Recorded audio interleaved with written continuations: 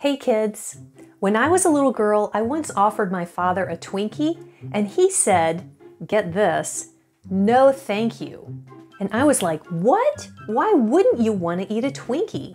But adults are weird that way. Some desserts are too sweet for them, which is why many of them say no thank you to this candy right here. But not us, right? We're like yes to candy corn. Candy corn is basically an imposter. It's pretending to be corn, but really it has nothing to do with it, unless you count the sweet corn syrup that's in the recipe. Do you think it looks like corn? Sort of, but it sure doesn't taste like it. Imposters pretend to be one thing when really there's something else.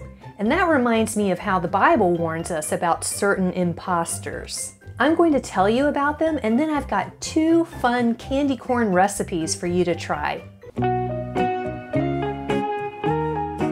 Speaking of corn, what do corn cobs call their fathers? Popcorn. We mentioned that candy corn is an imposter pretending to be corn. Well, the Bible warns us about people who pretend to be spiritual leaders, but really don't point us in the right direction at all. Jesus said, watch out for false prophets. They come to you in sheep's clothing, but inwardly they are ferocious wolves. Okay, let's stop right there.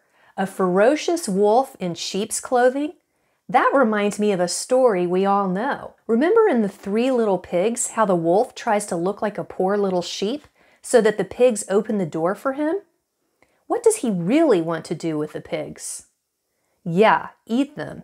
He's pretending to be friendly, but really he's not. We have to be careful who we listen to and who we follow in life, because not everyone is on the right track with God. So how do we know the difference between a good leader and a bad leader? Well, the next verse gives us the answer. By their fruit you will recognize them. Do people pick grapes from thorn bushes or figs from thistles? Likewise, every good tree bears good fruit, but a bad tree bears bad fruit. If a tree came along and said, hey, I'm an apple tree, but then produced oranges, would it be an apple tree? No, it would be an orange tree, right? The fruit reveals what kind of tree it is. Well, people produce fruit too. Did you know that? Our actions and our words are what grow out of us like fruit. So if you really want to know what kind of person someone is, look at their actions and listen to their words. A true Christian will be producing true Christian fruit. And by that I mean things like love, forgiveness, joy, patience, peace, kindness, and overall, a true trust in God. If you see this kind of good fruit in a person's life, then they are a worthy person to follow. But if you see bad fruit coming from the person, like disobedience to God's word, anger, rage, filthy language, jealousy, lying, stealing, things like that, then walk the other way. Don't follow that person. They might say that they're a Christian, but really they're an imposter. Have you ever met an imposter? Someone who pretends to be one thing but is actually something different? We don't want to trust people like that. They can be very hurtful, in fact. So be careful what leaders you listen to, or else they might lead you on a path away from Jesus. Okay, here's another corny joke. What do you get when a truck runs over a corn cob? Creamed corn. Now it's time for our candy corn recipes. For each of these recipes, you'll need a roll of edible sugar cookie dough.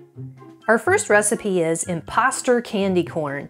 Take your sugar cookie dough and cut it into 3 chunks, a small, medium, and a large chunk.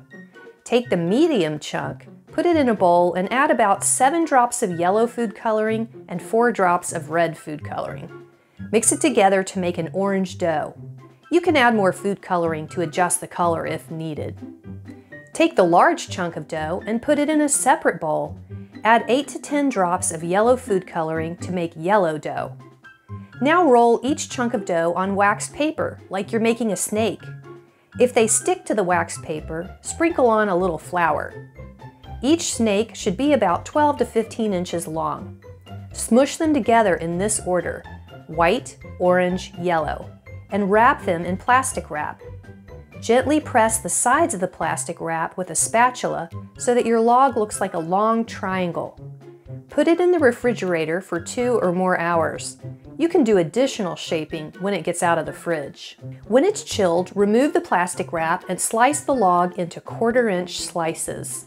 Place them on an ungreased cookie sheet and bake them at 350 degrees for 10 to 12 minutes. The more they look like triangles at the beginning, the better they'll hold their shape in the oven. But even if they spread out a little, they still taste amazing.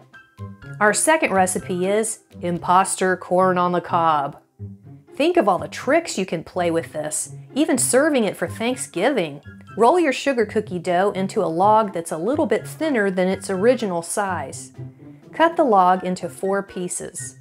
Poke candy corn in even rows around each log. If the dough gets too soft, chill it in the fridge for an hour and then continue. Voila!